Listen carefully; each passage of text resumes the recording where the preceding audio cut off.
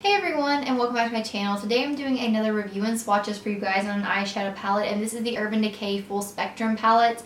I decided to do this because I did notice when I looked online that this was under the sale ad. I think it was for $39, but when I looked this morning before I filmed this, it was $35.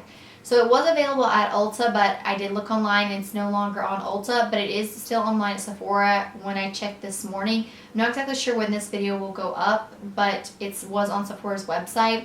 I was also in Sephora and Ulta about 3 days ago, and there was a ton on the shelves. So if you can't get it online, you could always check either in store at Sephora or in store at Ulta. So it is right now on sale at Sephora for $35 in case you guys want to know.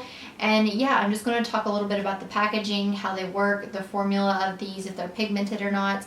But I do like to swatch them for you guys. So what I'm going to do is I want to swatch each individual row, just starting with this top row and then moving down. So there's you guys just a quick overview of the palette, but I will swatch them individually and then we will go ahead and get into the review. So let's just go ahead and get into the swatches.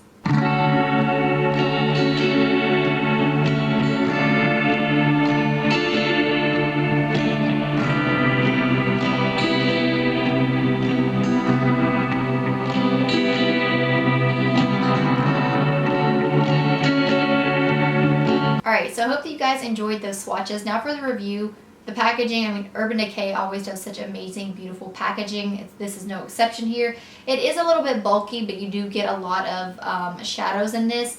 And let's see if I can open it. Here's an overview. You get a huge mirror in here, as you guys can see. I don't want to blind you guys, and you do get a brush, but I can never keep up with those brushes. I have no idea where it's at.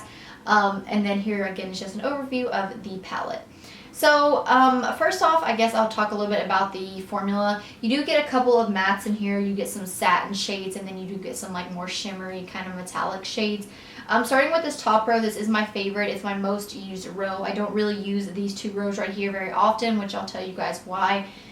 These shades up here, they're really nice and pigmented. The only one that's not is this black shade right here, Platonic. All the other ones are super smooth.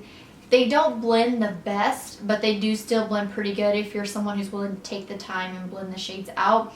I do like to use these shades right here more for all my lid shades, and then this is a matte, purple matte shade. So there's not as many matte shades in here. There is like the shade Bump right here, which is a matte shade, and then you do get this blue shade, Metropolis, which is more of like a satiny shade.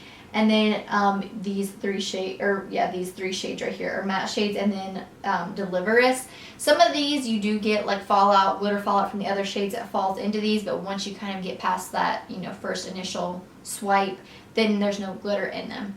So again, these up here are all really creamy. I do like them.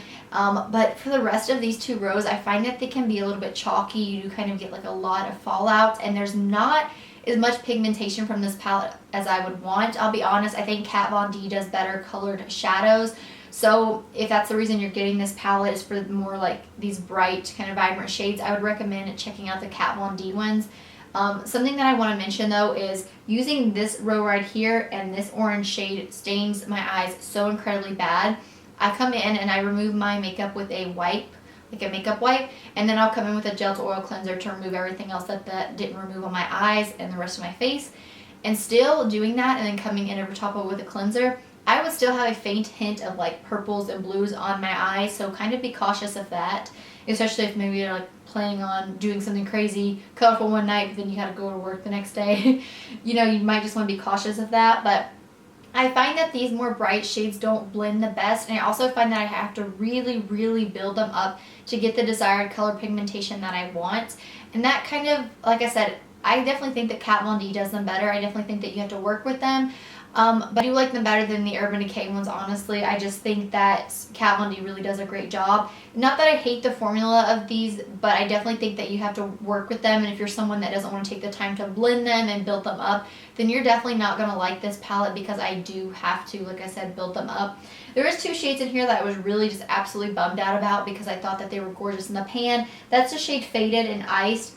These two, like, it's nothing but glitter. I don't get any actual color payoff from these. Like, I thought this was going to be a beautiful kind of like lilac purple with a little bit of shimmer in it. It's basically nothing but shimmer no matter how much I tried to build it up.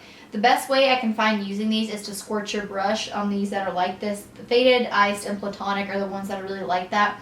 But for the most part, there is a couple in here that can be quite a bit chalky, especially, like I said, more of these bold shades are here, a little bit chalky. But overall, I would not have paid like $60 for this palette. Like if if you've been wanting this palette and it was $60, I definitely wouldn't recommend it.